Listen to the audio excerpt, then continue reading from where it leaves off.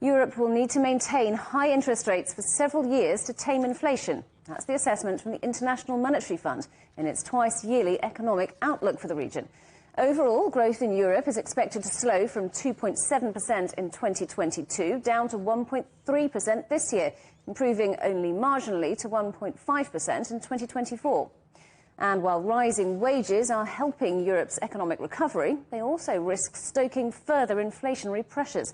The IMF says most countries will not reach their inflation targets before 2025. Well, let's talk now to Vicky Pryce, the international economist and business consultant. Good to see you, Vicky. Thanks for being back on the programme. So we've seen that some countries have already started lowering rates, some like the UK holding, but we've had this warning of continued high interest rates. Have we reached the peak of those across the Eurozone, do you think? I think we have. I mean, the tone has changed a little bit from the central bankers. We've even here in the UK have heard policymakers now talk about the possibility of rates starting to come down sometime next year. And when truth is told, I mean, the interesting thing is that inflation has come down very significantly already, mainly because of energy prices coming down and also food prices coming down. In some cases, we see that wholesale prices are in fact declining. We've seen input costs in Europe also coming down quite significantly. And in some countries in Europe, if you look at the October data, we've moved already into recession territory, in the sense that we have deflation in a number of countries, such as Belgium and the Netherlands, so prices are actually falling, so no inflation at all. And also we have places like Germany with 2 quarters of negative growth, with inflation itself having come down to around 3% in Germany. Or in all those other cases, if you exclude the deflation countries, we are practically near target levels. So the reason for keeping interest rates high, as the IMF seems to be suggesting, don't seem to be particularly serious, because we are seeing an improvement, and that improvement, with a slowdown in the economies that we're seeing, is likely to continue. So as you paint there, not every country the same, different economies, different situations, but broadly, do you think that central banks have got this right? I think they had to raise rates just to show that they were in control, if you like, of the inflation situation. But in reality, what has brought this inflation down is the change in prices of oil and gas and, as I said, food prices as well.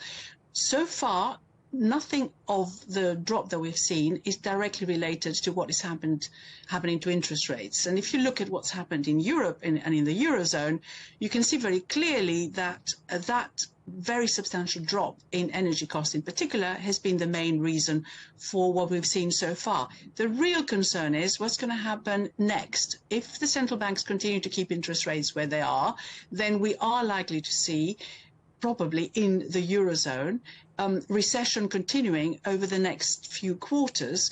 And those figures, those forecasts, which have been put now by the International Monetary Fund for next year, may just not materialize. We've just seen, for example, industrial production come down again in Germany in the last month. And what you're seeing is that industrial production is 7% down year on year. It's been going on, this decline, for the last 3 months. You've seen retail sales in Europe suffer a number of declines if you look at the last few months. So you do have this inbuilt recession now. And the only change that may happen, and I think you've mentioned that in your summary, is that as real wages are beginning to increase, maybe consumers are going to start feeling a little bit more confident. But if this interest rates stay high, perhaps that is going to be offset by that concern.